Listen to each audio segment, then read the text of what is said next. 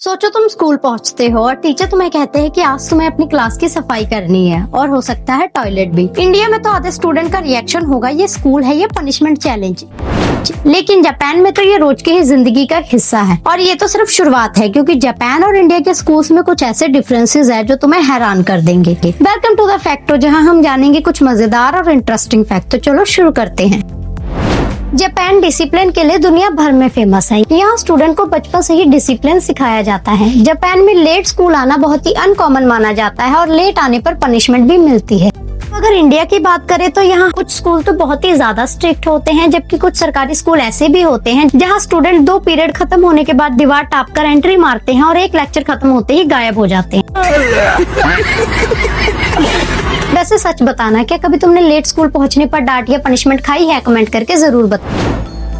Japan के कई school में स्टूडेंट को स्कूल के अंदर अपने आउटडोर शूज उतार कर स्कूल के अंदर इंडोर शूज पहनने पड़ते हैं। इन्हें उबाकी कहा जाता है। इसका पर्पस होता है स्कूल को साफ रखना और बाहर की मिट्टी को अंदर ना लाना। यहाँ में ऐसा सिस्टम जनरली नहीं होता। यहाँ बच्चे वही शूज पहनकर असेंबली रूम से लेकर लास्ट पीरियड तक पूरा स्कूल कवर कर लेते हैं। बरसात के दिनों में क्लासरूम की क्या हालत होती है ये मुझे बताने की बिल्कुल जरूरत नहीं।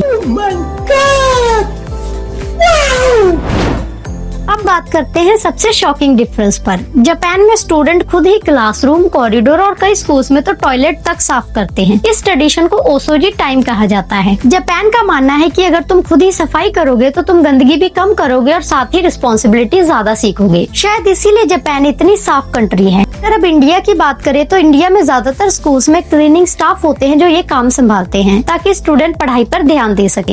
अब सच बताओ, अगर कल से तुम्हारे स्कूल में भी ओसोजी टाइम शुरू हो गया तो तुम्हारा फर्स्ट रिएक्शन क्या होगा? जापान में लंच टाइम भी एक क्लास की तरह ही होता है। स्टूडेंट खुद ही खाना डिस्ट्रीब्यूट करते हैं और लाइन में लगकर डिसिप्लिन के साथ खाना लेकर टीचर्स के साथ बैठकर खाना खाते हैं। मेन्यू में चिप्स और कोल्ड ड्रिंक की जगह हेल्दी डाइट होती है जो कि स्कूल में बनाए जाते हैं। इंडिया में सीन थोड़ा सा अलग है। आधे घंटे का तो लंच ब्रेक ही होता है, वो भी जब तक हैंड वॉश करके वापस आओ तो खत्म हो जाता है। खाना तो देखो खुद ही लेकर आना पड़ता है। किसी के टिफिन में पराठा, किसी के पास मैगी और किसी को तो टिफिन के नाम पर बस 10 रुपए मिलते थे। क्लास में एक ऐसा दोस्त जरूर होता था जो खुद का टिफिन कभी नहीं लाता और बाकी सबके टिफिन में से खाना खाता था। हालांकि कुछ सरकारी स्कूल्स में मिड डे मील मिलता है। जापान में स्कूल खत्म होने के बाद असली लाइफ शुरू होती है। कई स्टूडेंट एक्स्ट्रा एक्टिविटीज में पार्टिसिपेट करते हैं। Sports club, music club, robotics club, यहाँ तक कि एनिमे क्लब तक होता है। इंडिया में भी कुछ अच्छे स्कूल एक्स्ट्रा करिकुलर एक्टिविटीज में फोकस कर रहे हैं, लेकिन हमारे टाइम पे तो स्पोर्ट्स पीरियड के नाम पर हमें ग्राउंड पर छोड़कर पीटी सर खुद इंग्लिश वाली टीचर्स के साथ गुलू गुलू करते रहते थे। लेकिन रुको, हर चीज में जापान ही आगे है ऐसा भी नहीं है। हमारा इंडिया भी किसी से कम नहीं। इंडिया के स्कूल में डाइवर्सिटी का लेवल बहुत ज्यादा होता है। एक ही क्लासरूम में तुम्हें अलग अलग स्टेट्स, लैंग्वेज और कल्चर्स के स्टूडेंट मिल जाएंगे। और इंडिया के स्कूल्स में दिवाली, होली, ईद, बसंत जैसे सभी फेस्टिवल्स को बहुत ही एनर्जी से मनाया जाता है। और अगर तुम सोच रहे हो कि जापान में स्टूडेंट की लाइफ बिल्कुल चिल होती है एनिमे की तरह, तो ये आधी सच्चाई है, क्योंकि जापान के बच्चों में स्टडी का बहुत ज्यादा प्रेशर होता है। स्कूल 12 घंटे के होते हैं, जिसमें से उन्हें कोचिंग क्लासेस और एक्स्ट्रा स्टडीज भी करनी पड़ती है। जापान में एंट्रेंस एग्जाम का भी बहुत ज्यादा प्रेशर होता है और कंपटीशन भी बहुत ज्यादा होता है।